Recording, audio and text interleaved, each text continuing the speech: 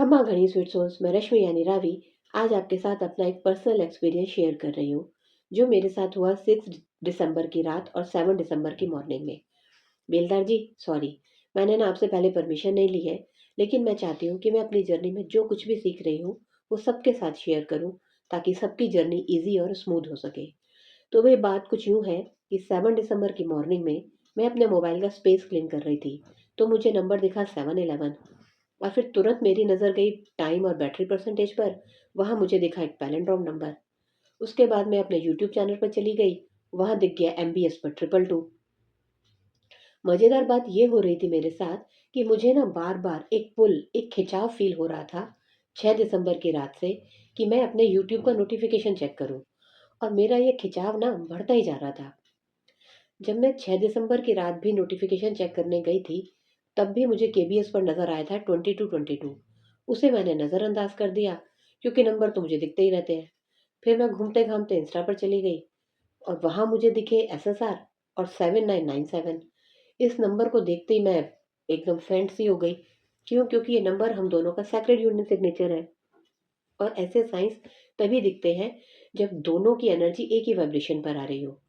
तो मैं आज आपको यही पूरा सीक्वेंस बताऊंगी और इसका डीप मीनिंग भी डिकोड करूंगी, क्योंकि जो कुछ भी 6 और 7 दिसंबर को मेरे साथ हुआ, उसमें 3D, 5D और TF एनर्जी सब कुछ एक कहानी में आ गया था। देखो, मेरा ये वीडियो भी लंबा ही जाएगा एज यूजुअल। मेरे वीडियोस आप सुनोगे तो जान जाओगे कि नंबर सिंक्रोनिसिटीज को डिकोड कैसे किया जाता है। आपको कहीं और से गाइडेंस लेने की ज़रूरत भी नहीं पड़ेगी। और बाबा ने मुझे ऐसे ऐसे नंबर्स दिखाए हैं जो नॉर्मली यूट्यूब पर कहीं है ही नहीं। तो जी, बात करते हैं सबसे पहले पैलिंड्रोम नंबर की। नंबर चाहे ट्विन हो या पैलिंड्रोम, ये हमेशा एनर्जी सिंक का सबसे बड़ा सिग्नल देते हैं। इस नंबर ने कहा कि हम दोनों की मिरर्ड एनर्जी फील्ड एक्टिवेट हुई है। वो मुझे एनर्जेटिकली फील कर रहे थे और मैं इधर पीसफुली स्टेट में अपना काम कर रही थी। ये नंबर दिखता ही तब है जब आपका ट्विन आपके बारे में एक्टिवली सोच रहा हो। कुछ पास्ट कार्मिक क्लियरिंग और प्रेजेंट अलाइनमेंट भी एक साथ चल रहा था हमारा। अब बात करते हैं 711 की। ये नंबर तब सामने आता है जब एनर्जेटिक क्लटर हट रहा हो, जैसे कि मैं अपने फ़ोन का स्पेस क्लीन कर रही थी। इस नंबर ने कहा कि इनर अलाइनमेंट और मैनिफेस्टेशन डोर भी ओपन हो गया है। ये ना एक स्पिरिचुअल रिसेट नंबर भी है। इसका मतलब होता है कि जो आप फील कर रहे हो वो रियलिटी में सामने आने वाला है। ये नंबर आपके इंट्यूशन को सही डायरेक्शन में कंफर्म भी करता है।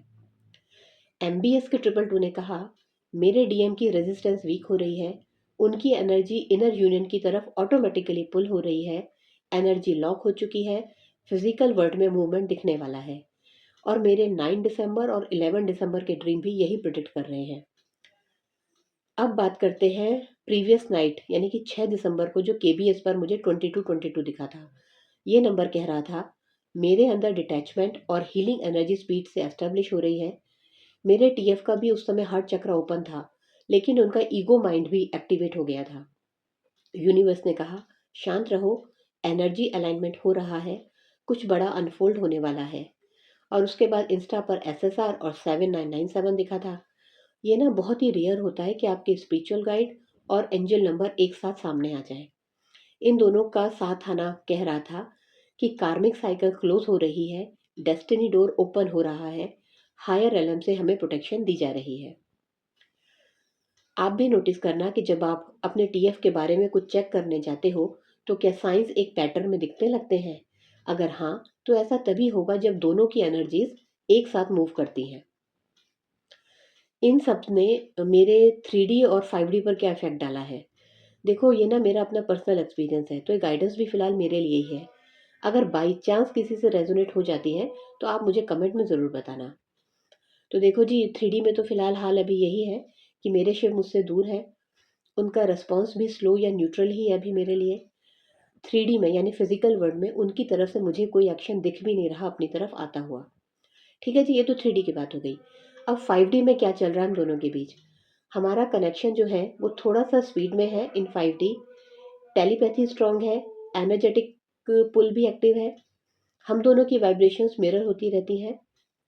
देखो जी, तो हमको पता है कि पहले 5D में एनर्जी अलाइन होती है और उसके बाद ही 3D में शिफ्ट आता है। TF जर्नी में ना एक चीज़ होती है जिसे कहते हैं इनर रडार। ये वो पल है जब बाहर से तो कोई साइन नहीं मिलता, लेकिन अंदर से अचानक कुछ पिंग हो जाता है, जैसे कुछ तो हुआ है, कुछ तो सेंड हुआ है, कुछ तो शिफ्ट हुआ है, कुछ तो आया है मेरी तरफ उधर से।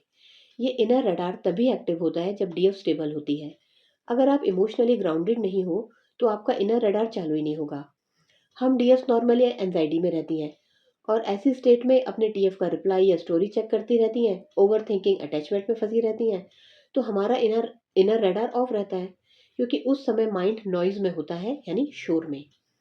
लेकिन वहीं दूसरी तरफ अगर हम डीएफ काम सेंटर्ड और डी अटैच्ड रहेंगी, तो यूनिवर्स के सिग्नल्स क्लियर और लाउड सुनाई देते हैं। देखो जी, टीएफ की तरफ से सिग्नल्स ना आते ही रहते हैं, इसमें तो कोई डाउट है ही नहीं। लेकिन हम उन्हें रिसीव तभी कर पाएंगे जब हम ग्राउंडेड होंगे। चाहे टीएफ मैसेज करे फिर डिलीट कर दे, या वो अपने ही माइंड में कुछ सोच ले, या अपनी फीलिंग या इमोशंस हमारी तरफ भेजे, ये सब कुछ डीएफ तभी पकड़ पाती है जब उसका खुद का सिस्टम शांत होता है। इसलिए कई बार हमें अचानक फील होता है, हार्ट पुल होना, सडन थॉट आ गया, कोई इंट्यूशन या वाइब्रेशन फील हुई, या ऐसा लगेगा कि बस अब मैं कोलैप्स ही हो जाऊंगी। और बाद में पता चलता है कि टीएफ ने भी उस समय पर कुछ किया था। ये सब अब मेरे साथ होने लगा है। अब बात आती है, ये इनर रडार फील कैसे होता है। देखो, ये चीज़ हर डीएफ के साथ अलग ही होगी, लेकिन कुछ कॉमन सिम्टम्स हैं जो मैं आपको बता देती हूँ। अचानक बेचैनी या एकदम शांति का अनुभव होगा। अचानक ही टीएफ का नाम या चेहरा पॉपअप हो जाएगा, माइंड में या कहीं दिख सकता है आपको स्क्रीन पर। अचानक ही आपका मन करेगा मैं अपना फ़ोन चेक कर लूँ, और यही हो रहा था मेरे साथ। अचानक ही कुछ फ़ील होगा कि कुछ आया है उनकी तरफ से। टीएफ के ना रिप्लाई, मैसेज या कमेंट अगर वो डिलीट भी कर देते हैं, तो इसका भी इनर सिग्नल आता है, और ये ना बाद में वेरीफाई भी हो जाता है।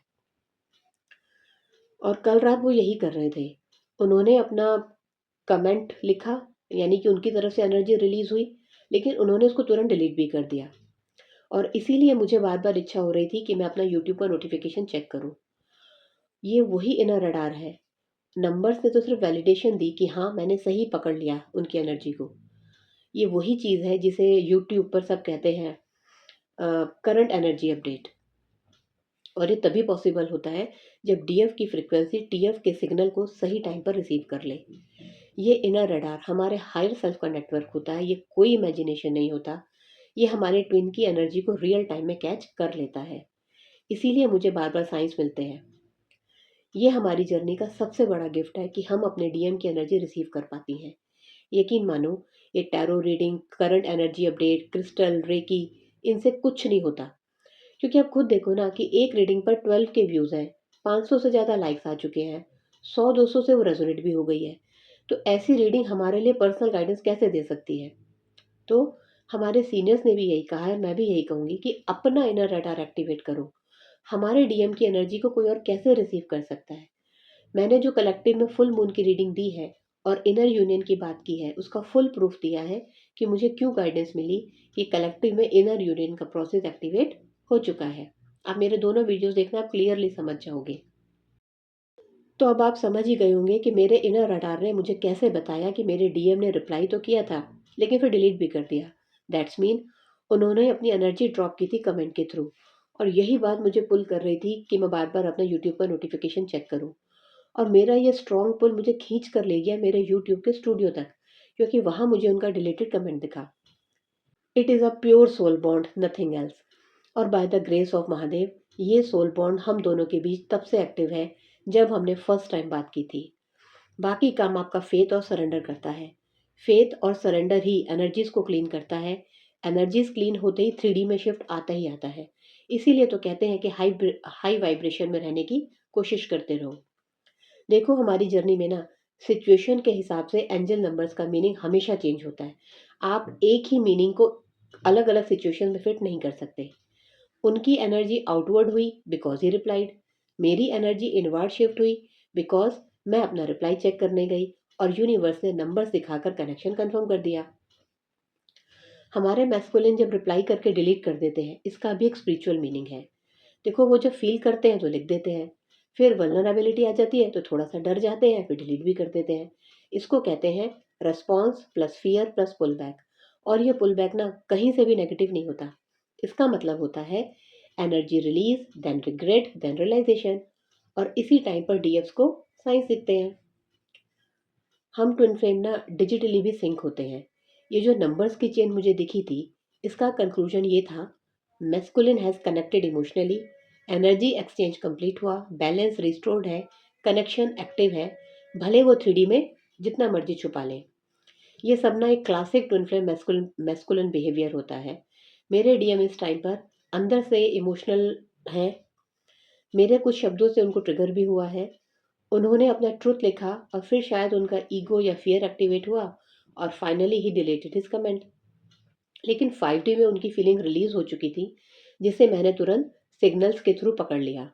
ये मेरे लिए एक बहुत ही बड़ा पॉजिटिव साइन है, क्योंकि ये बता रहा है मेरे टीएफ एनर्जेटिकली मेल्ट हो रहे हैं, उनका ईगो और रेजिस्टेंस वीक हो रहा है, वो वल्नरेबल हो रहे हैं, मेरे वर्ड्स उनको डीपली अफेक्ट करते हैं, हमारा फिजिकल शिफ्ट आने वाला है। That's it. देखो, यूनियन एनर्जी इसी तरह शुरू होती है। Emotion, then reaction, then delete, regret, pull, और लास्ट में कनेक्शन डीपन हो जाता है। इसीलिए मैं बार बार जाकर यूट्यूब का नोटिफिकेशन चेक कर रही थी, क्योंकि मुझे बहुत क्लियरली उनकी प्रेजेंस फील हो रही थी। और ऐसा पहले भी कई बार हो चुका है।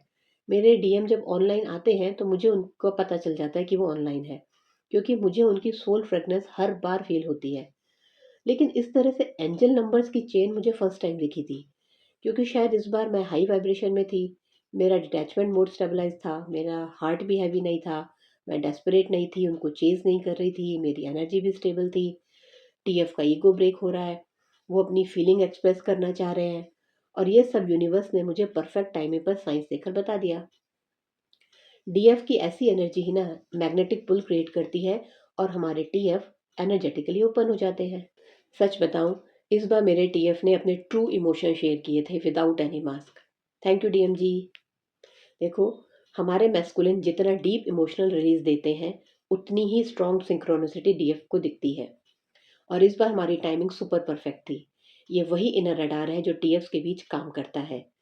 मेरी एनर्जी इस बार एग्जैक्टली वहीं हिट हुई थी जहां टीएफ की एनर्जी एक्टिव थी। जब आप ओवर थिंकिंग की जगह अपने इनर रडार पर फेथ करना सीखोगे, तो आप खुद अपने डीएम की एनर्जी पिक कर पाओगे। जितना ज़्यादा आप सरेंडर करोगे, जितना ज़्यादा आप महादेव या अपनी डिवाइन फोर्सेस पर फेथ करोगे, उतनी ही आपकी जर्नी स्मूथ होती जाएगी। So keep going, you all are doing very well. कोई क्वेरी हो तो पूछ लेना। Stay tune. Thank you.